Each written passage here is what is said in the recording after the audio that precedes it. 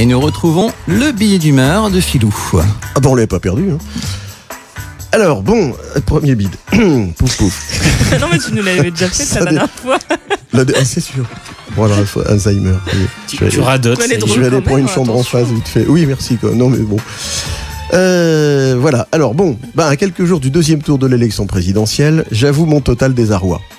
Non, je parle pas de savoir ce que je ferai au second tour, ça, je sais. Non, mon désarroi vient que depuis 2 jours, on parle d'un scandale économique qui, une fois de plus, touche le nord de la France. Un scandale que je qualifierais d'innommable.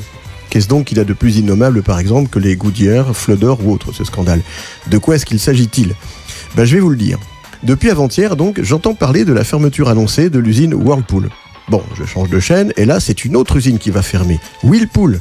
Puis une autre, Whirlpool. Et enfin, il me semble entendre que l'usine Whirlpool va aussi fermer. Vous vous rendez compte? 4 unités de production de sèche-linge qui ferment simultanément près d'Amiens. Bon, je creuse quand même la question du coup. Non, pas de savoir comment on accorde sèche-linge au pluriel, mais d'en savoir un peu plus sur ces fermetures. Et en fait, il s'avère que les journalistes sont quasiment infoutus de prononcer ce nom. Bon, me voilà rassuré, il n'y a finalement qu'une seule usine qui ferme, c'est déjà ça. Alors ne nous y trompons pas, il n'y a surtout pas de raison de rigoler, au contraire. Voici un ultime scandale autour de cette élection. Il aura fallu attendre l'entre-deux tours de l'élection majeure chez nous pour que 2 candidats viennent s'y intéresser, et à des degrés divers. Ils ont intérêt à trouver une solution, et une bonne. Mais ça...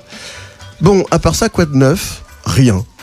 Non, rien. Comme prévu, Madame Le Pen est bien au 2e tour. En 2e position, mais présente. Oui, comme prévu, ça fait des années que la seule question qu'on se pose est de savoir face à qui elle sera. Bon, ceci dit, c'était pas grave, il y a encore peu de temps, tous les sondages expliquaient, pour ne pas dire affirmaient, qu'elle serait de toute façon battue.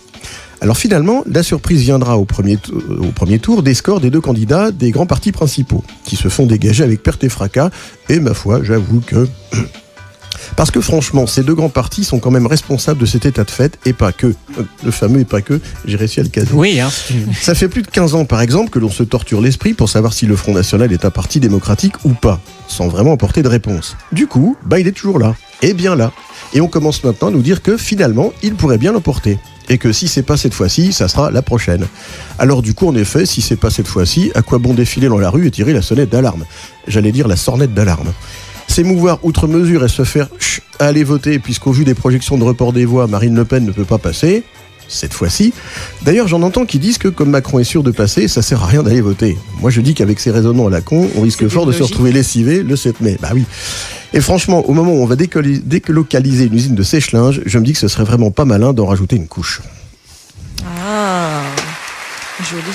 Oh, merci. Bravo.